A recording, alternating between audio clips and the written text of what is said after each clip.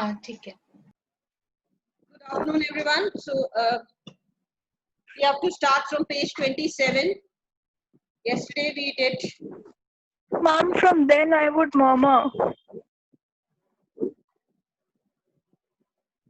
Where is it? Page number 23. Page 27, last Yes, paragraph. ma'am. Then I would murmur. We have to start from there. Fine. So till now the author he has described how a person would be treated once he visited these Chesler brothers, right? Their shop. Their shop was very different from any other regular shop which you visit for buying a pair of boots. First thing was that they made customized product, and the second thing that once you enter their shop, you will not find anyone waiting for you, right? And you will not find anyone to show you a different variety of boots. Rather, you will have to sit on a wooden chair, and then you will see a person peering at you. Then after some time, you hear those sound of vast slippers on the stairs. Tip tap sound is heard, right? And after that tip tap sound, finally Mr. Jessler will be there, or his elder brother will be there to entertain you, right? So this is how the entire ceremony of visiting Mr. Jessler's was performed. Means the entire ceremony of buying the goods from Mr. Jessler was performed. These were the things which were done. So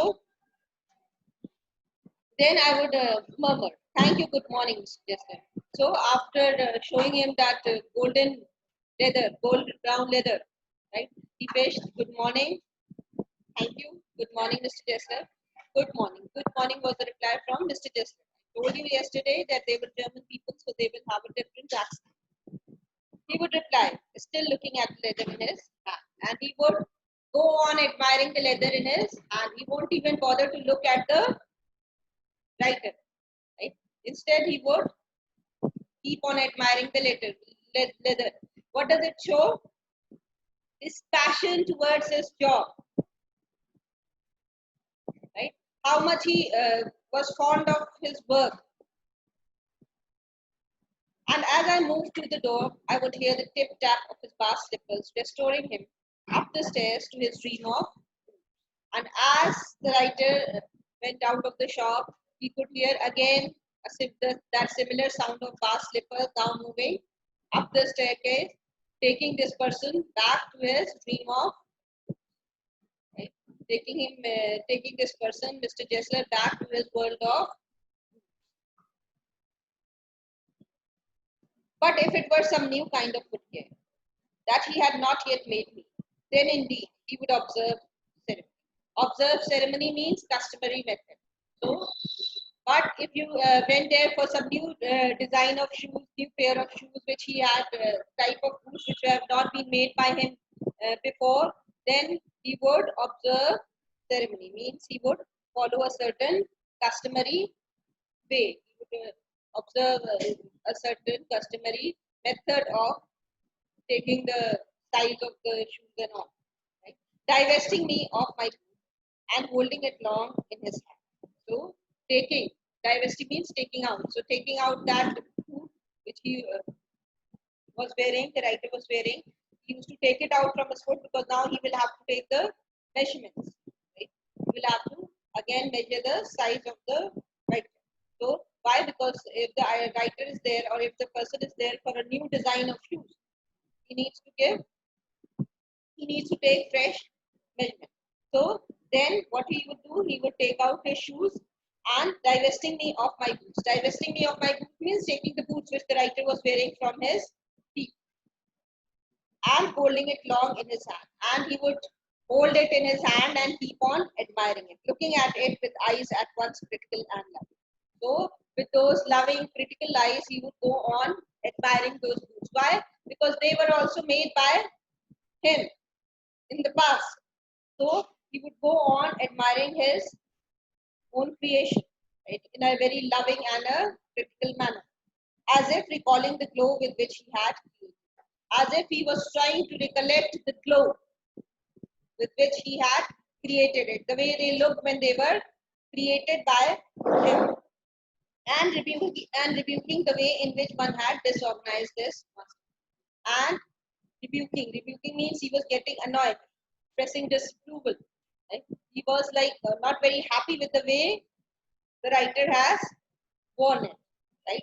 With all the wear and tear, how he has destroyed that masterpiece.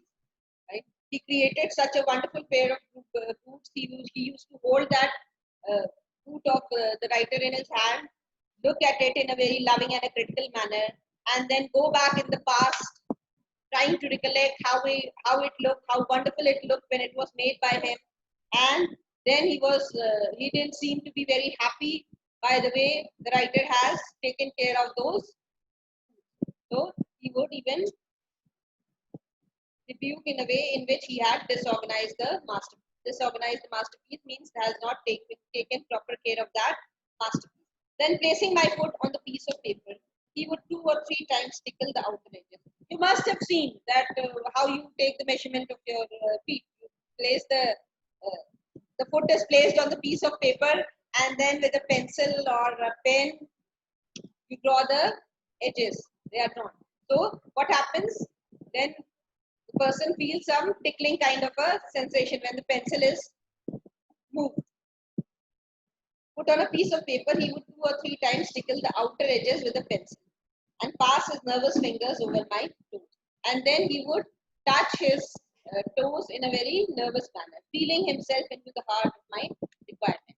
So in this manner, he would actually feel the requirement of the author. So he would actually try to absorb the entire structure of the foot of the author or the customer, so that he can make boots which will fit properly. So this is how he took the measurement. After moving the pencil on the outer edges of the fit and making the writer tickle 2-3 times, he would place his nervous fingers, try to touch his feet so that he gets a proper feel of everything. Okay? Proper feel of the requirement of the author. I cannot forget that day on which I had occasion to say to Mr. Jessler, that last pair of town walking boots creaked. You know, creak means making a scraping sound. You must have seen this boots. At times they start making some strange sound, that scraping kind of a sound. So that is known as creaking. So when you walk with those boots, they make choo-choo sound. So that is creaking. So once what happened, the writer went to his shop and he said that Mr. Jessler, the last pair of town walking boots which were made by you, they made that creaking sound. And that was the biggest mistake which the writer committed. Why? Because he looked at me for a time without replying. What did Mr. Jessler do? The moment he heard this complaint about his boots from the author, he looked at him without even replying, without saying anything, as if expecting me to withdraw or qualify the statement. So either to again qualify the statement, either to reassure the statement or to take back the statement if he has uttered it by mistake. So he just lifted up his eyes and looked at the writer without even saying anything. The statement, then I said, qualify the statement, then said, it shouldn't have creaked. It shouldn't have creaked means it shouldn't have creaked, right? So then he said, after some time, after looking for some time towards the author, he said that no, it should not have creaked. It did, I am afraid. So the writer replied, yeah, but it did creak. It did make a creaking sound. I'm afraid, and I'm sorry, but it actually creaked. You got them dead before they found themselves. So then Mr. Jessler said that you must have got them dead before they found themselves. What is the meaning of this? Got them means got them. You got them wet. Wet means wet.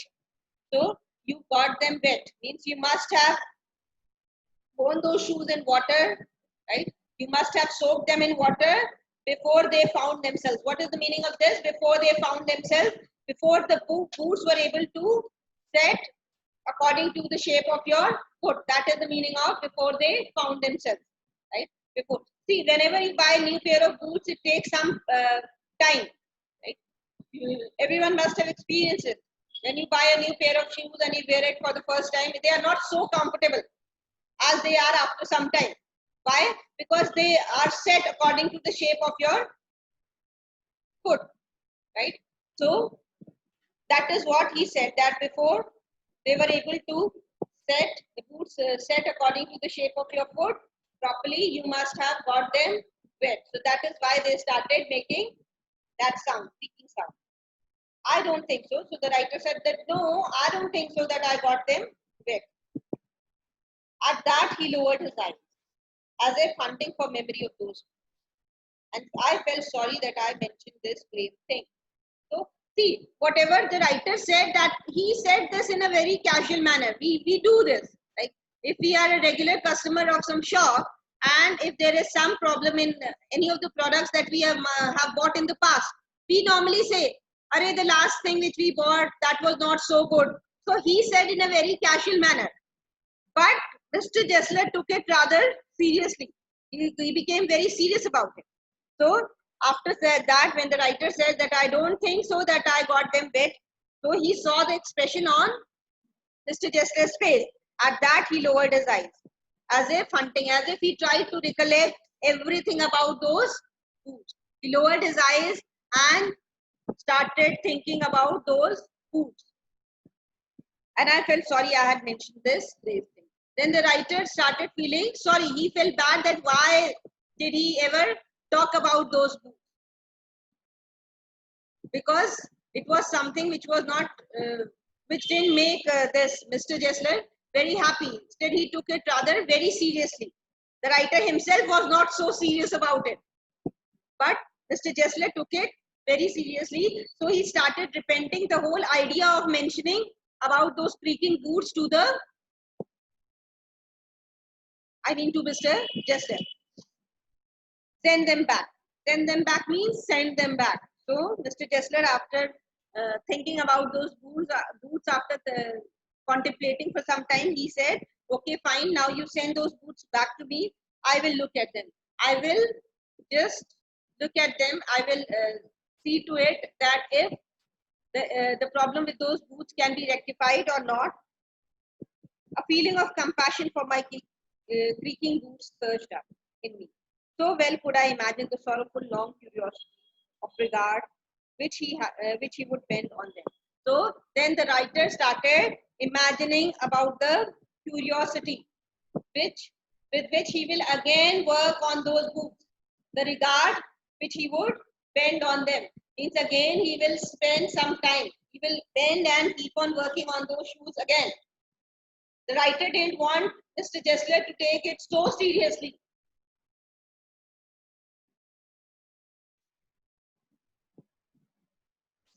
Some boots. Some boots means some boots.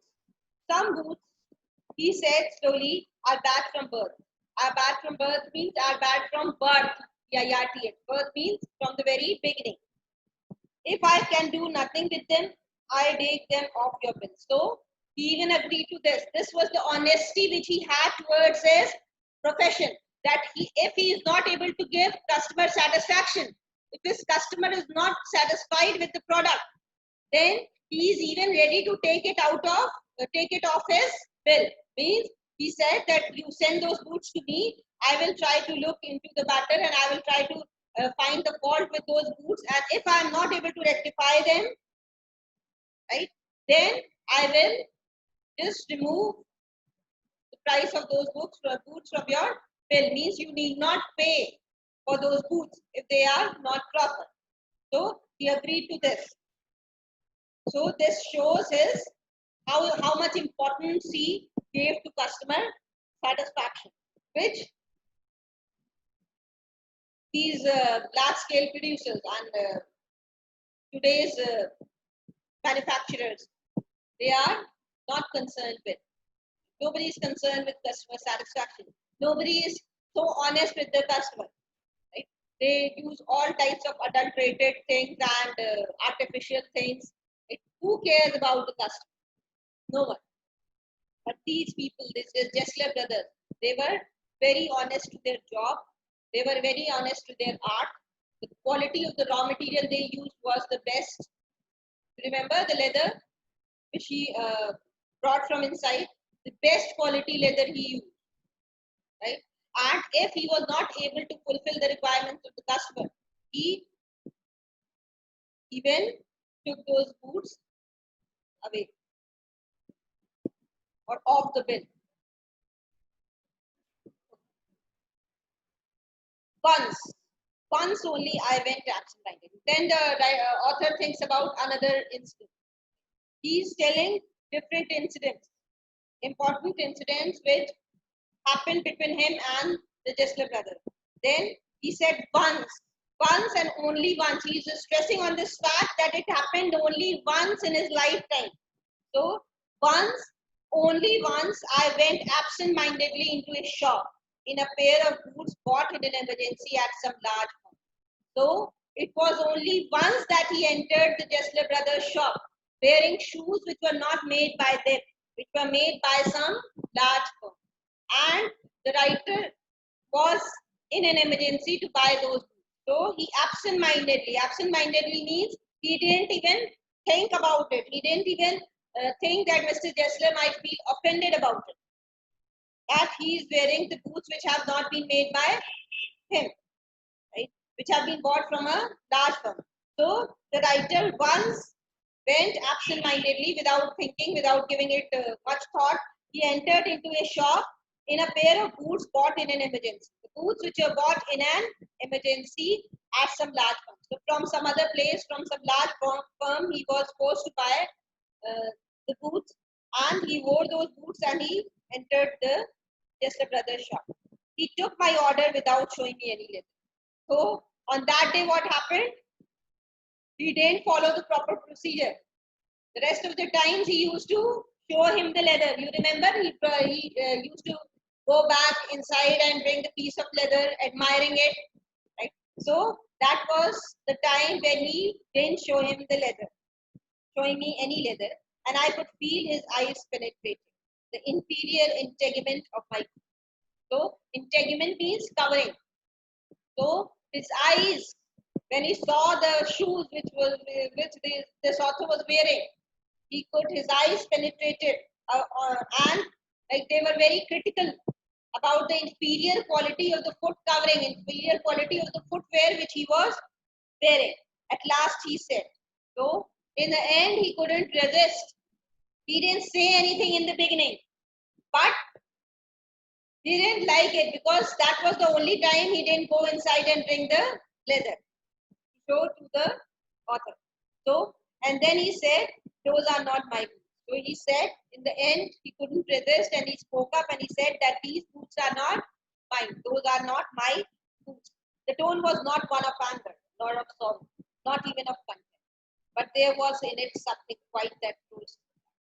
So he said that he was not angry. His tone, the tone in which he said that those are not my boots. So that tone was not of anger. There was no anger in his tone. There was not even sorrow in his tone. There was not even contempt in his tone.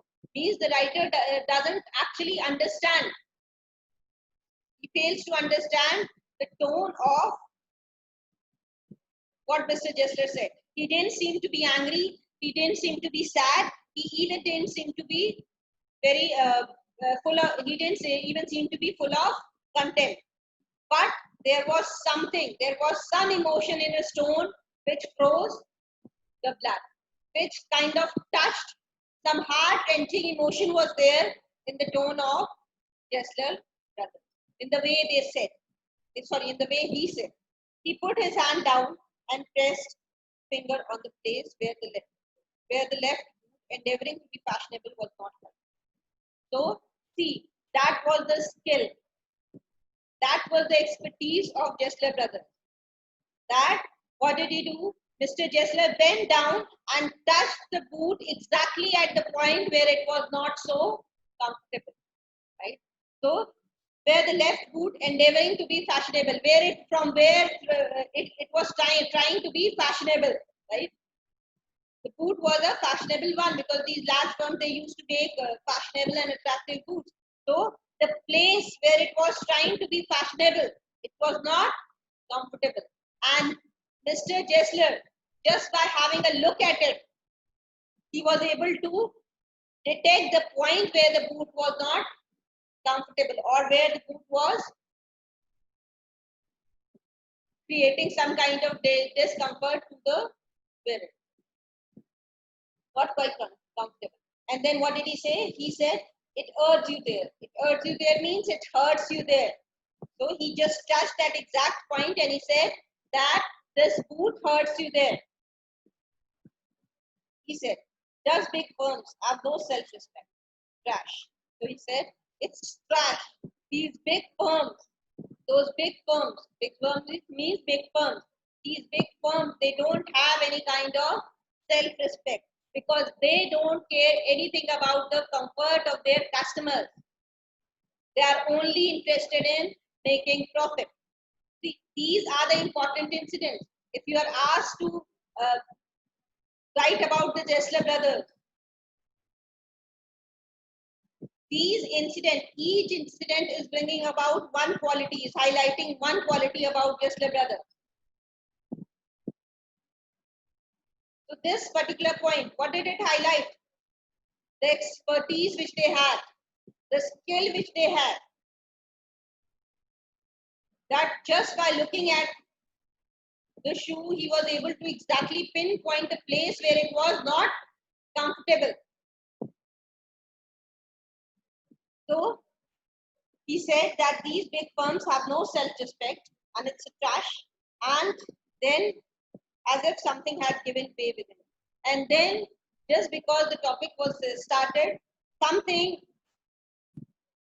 happened to him and he started giving a vent to his feelings. He started talking more about it, more about these big firms, as if something has given way within him. So there was something was given an outlet inside him and he started speaking further. He spoke long and bitterly.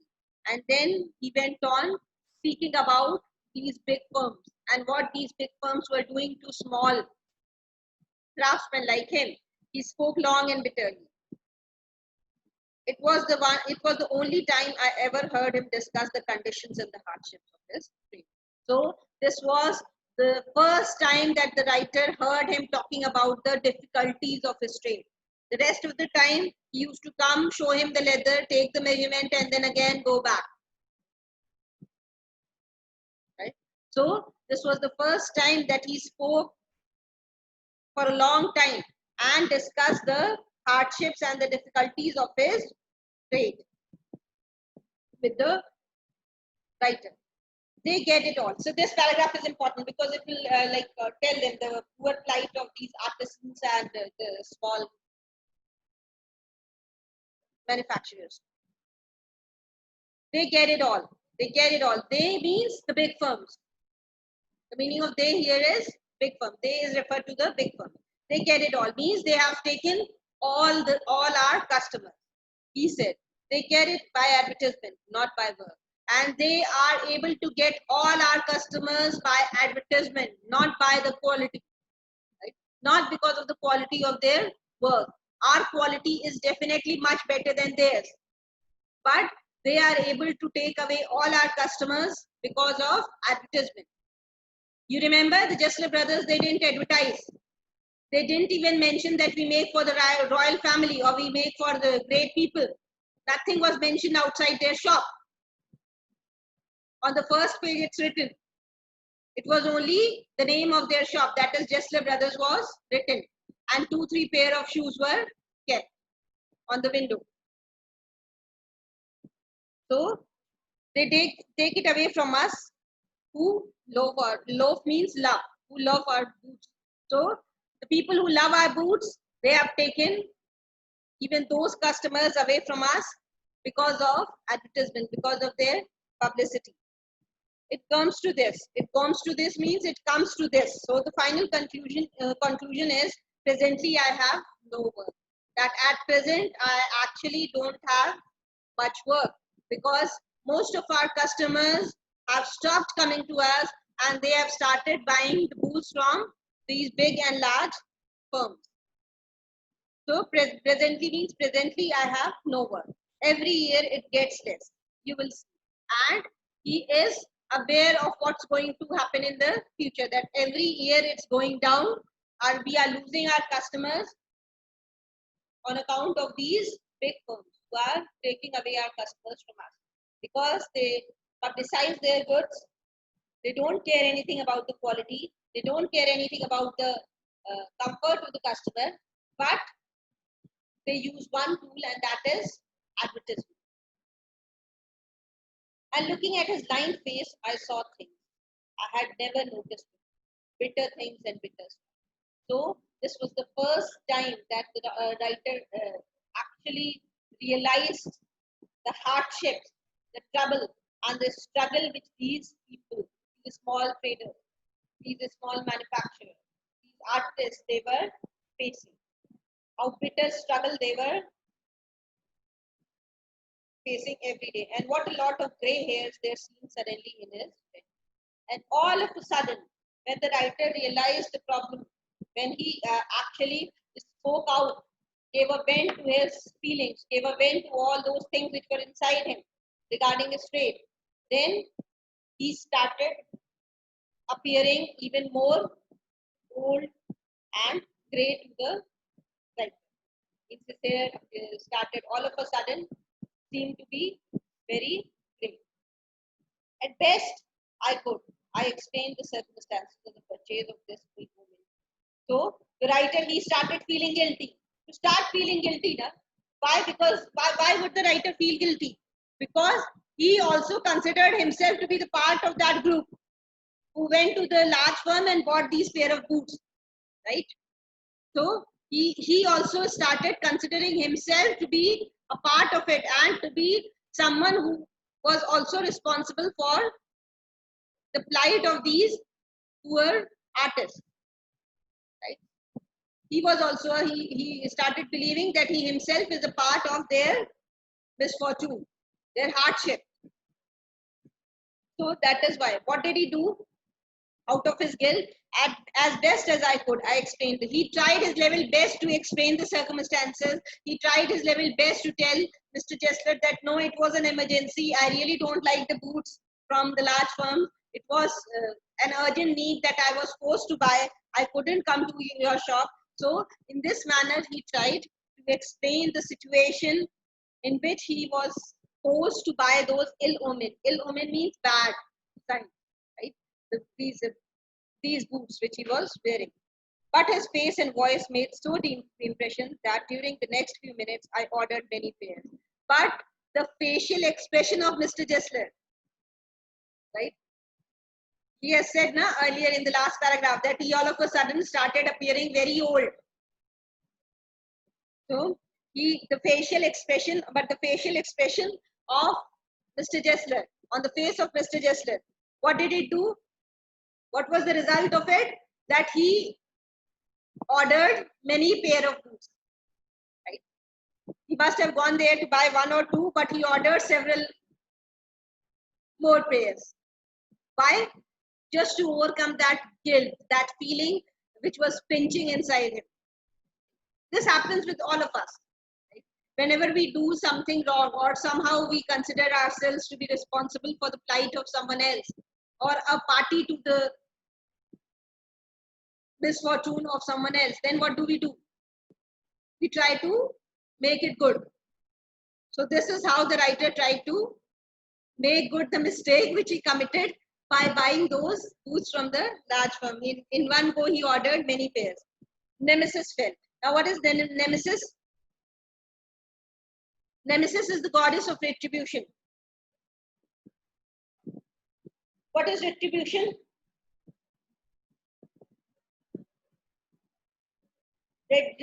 Retribution means the penalty. If you do something wrong, the penalty which you should pay for it. So justice demands that if you do something wrong, you should pay a price of it, right? You should face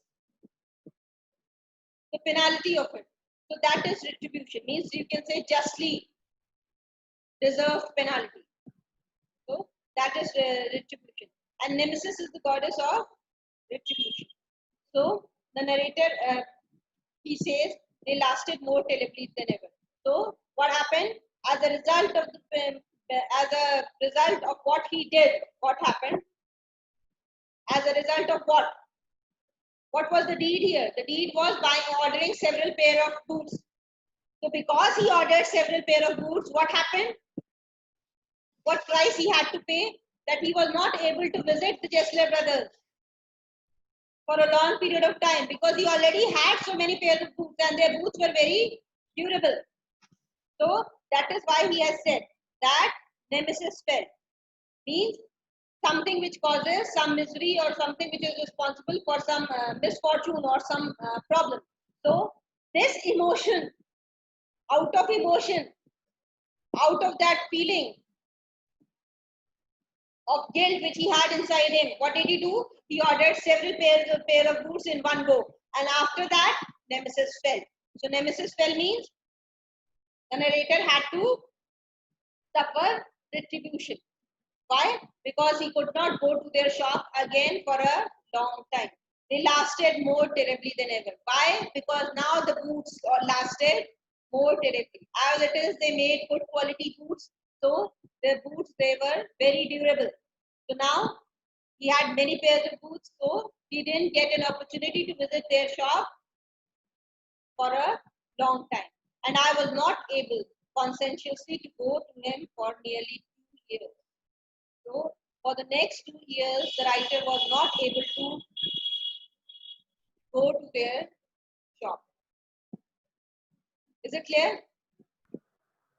When at last I went, I was surprised to find that outside one of the two little windows of his shop, another name was painted. So he couldn't go to their shop for the next 2 years. And when he went after 2 years, what did he see? He saw that another name was painted outside one of the shops. You remember there were two shops from outside and inside, they were made into one. They were like joined into one. So this is how the things were. But when he went after 2 years, he saw that in front of one of the shops, another name was painted. Also that of a bootmaker. And that another name, that another shop was also that of a bootmaker. Making, of course, for the royal family. But now that new shop mentioned that they make boots for whom? For the royal family.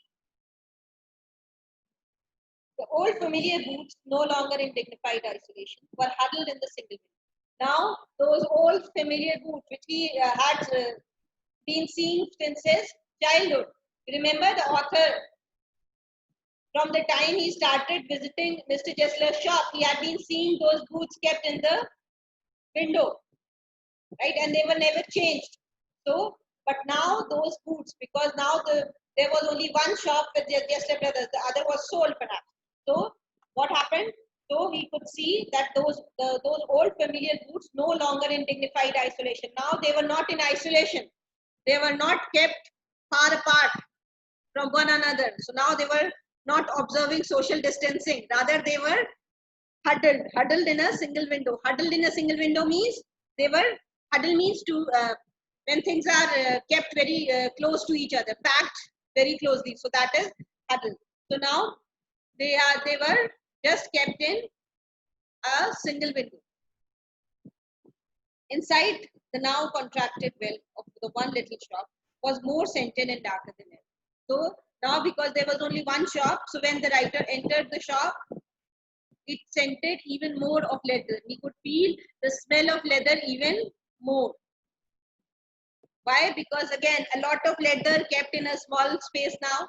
So the scent of leather was more obvious now, and it was even more dark. And it was longer than he usually do before a face appeared. And he had to wait for even longer time when someone appeared, someone looked from the top. And the tip tap of the vast slippers began. At last he stood before me and gazing through those rusty iron spectacles. And then looking at me carefully from those iron, rusty means which were like quite worn out, because the spectacles were made of iron, and if they are worn out, then they will start rusting. So from inside those rusty iron spectacles, he looked at the author, Mr. And then he was not able to recollect his name. He said, Mr. Isn't it? So he just tried to recognize the author. Ah, Mr. Jessler. So he never bothered about it, the writer, and he said, ah, Mr. Jessler, I stammered, but your boots are really too good. So before he could say anything, the writer himself said that your boots are really too good. See, these are quite decent. Then he just stretched his foot forward to tell Mr. Jessler that you can see how good they are looking. Still, I've been wearing them for the past 2 years, but still they are not worn out. And I stretched out to him my foot. Stretched out means he just stretched out his foot. He looked at it. Yes, he said, people do not want boots. So he said that people do not want good boots. See, they are very good. He just looked at those boots and then he uttered that people these days, they are not fond of good food. To get away from his reproachful eyes and voice, I hastily remarked. Reproachful means blaming, right? Full of blame. So to get away, to just avoid those reproachful eyes, because still that feeling of guilt was there, that he also belongs to that lot of people. So to just save himself from that feeling of guilt, he immediately came to the point and he immediately changed the topic, right? Because now he was again, Mr. Jessler again started talking about the large firms. He said that people do not want good food. The moment he said this, and then his eyes were so piercing that the author couldn't stand them. Right? His eyes were like they had a lot of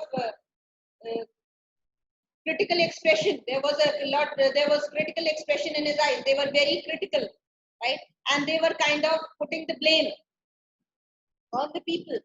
So on the people means the writer also. So he quickly changed the topic. He answered quietly. It was too expensive. Do you want some boots? So the writer immediately changed the topic and he said, and what have you done to your shop? Means what happened to your shop? So he said that it was too expensive for me to maintain 2 shops. So he said that, do you want some boots? I ordered 3 pairs, though I had only wanted. So again, he became very emotional, and though his requirement was only of 2 boots, but on seeing his condition, he sympathized with Mr. Jessler and ordered 3 pairs and quickly left. And because it was like a very heartening thing for him to see the condition or the plight of Mr. Jessler, so he quickly left the place. He didn't want to be there for a long time. I do not know quite what feeling of being a part in his mind of the conspiracy against him. Why? Because he had a feeling that Mr. Jessler thinks the author to be a part of the conspiracy against him. What conspiracy? The conspiracy of taking away his customers, right? The conspiracy of the people who are in the favor of buying boots from the large firm. So that is why. So that feeling of guilt was still there inside the author's heart.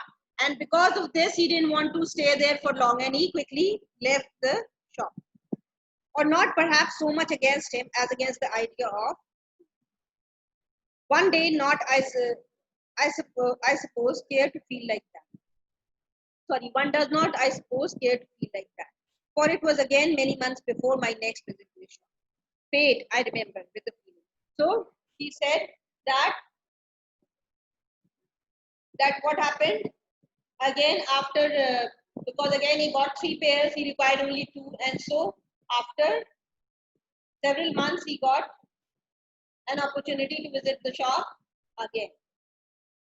Because again, durable boots not getting destroyed. Oh, well, I can't leave the old boy. So here, perhaps it will be his endeavor. So I cannot leave the old boy. And so after several months, the writer again, he didn't want to leave the Jessler brothers. So again, no matter how painful it is to see their condition, he again went to his shop after many months.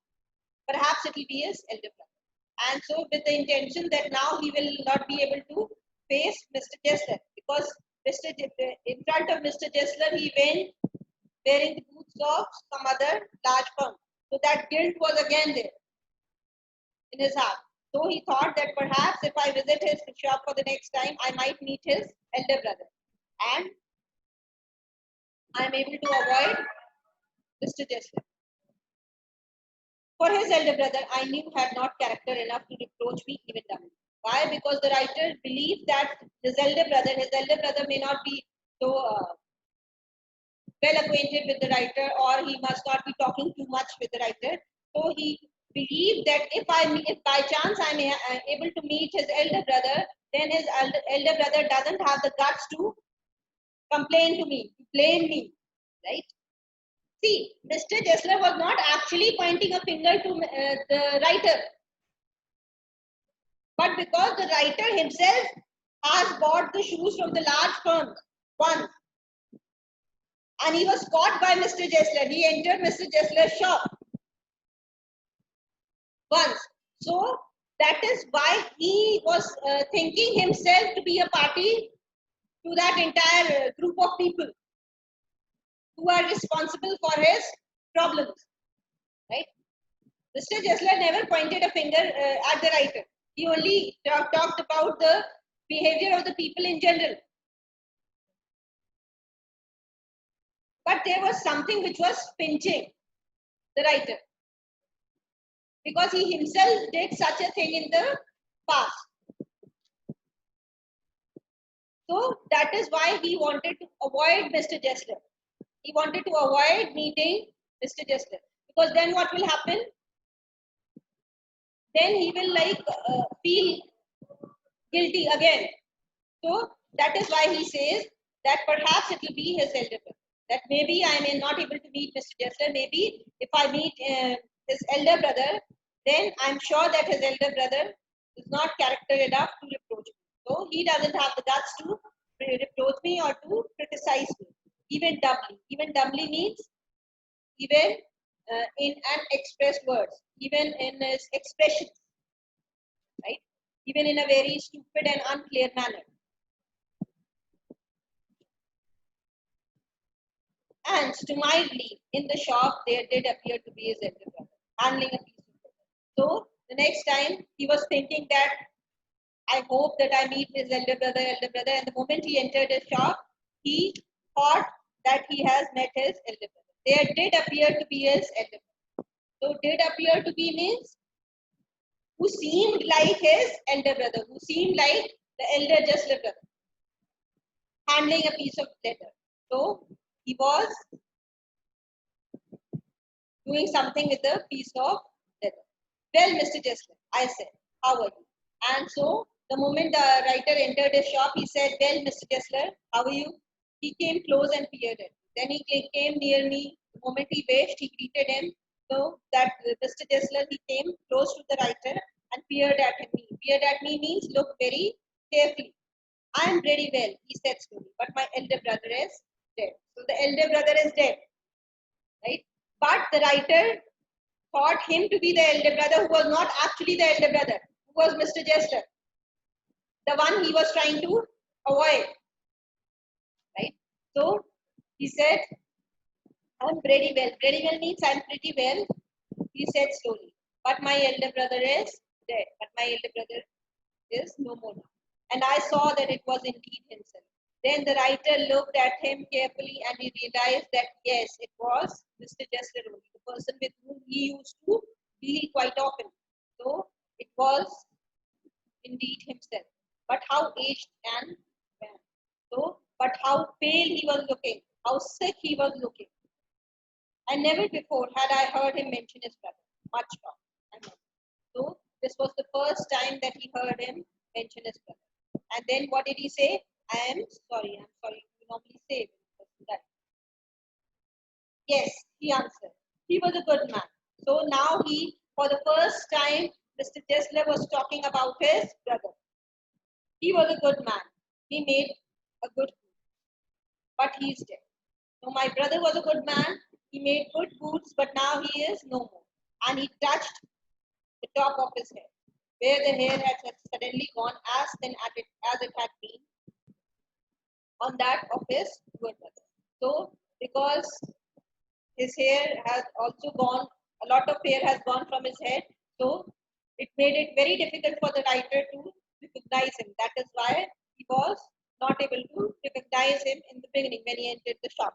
So to indicate, I suppose, the cause of death. Then he put his hand on his head to kind of indicate the cause of the death of his elder brother or how his elder brother died.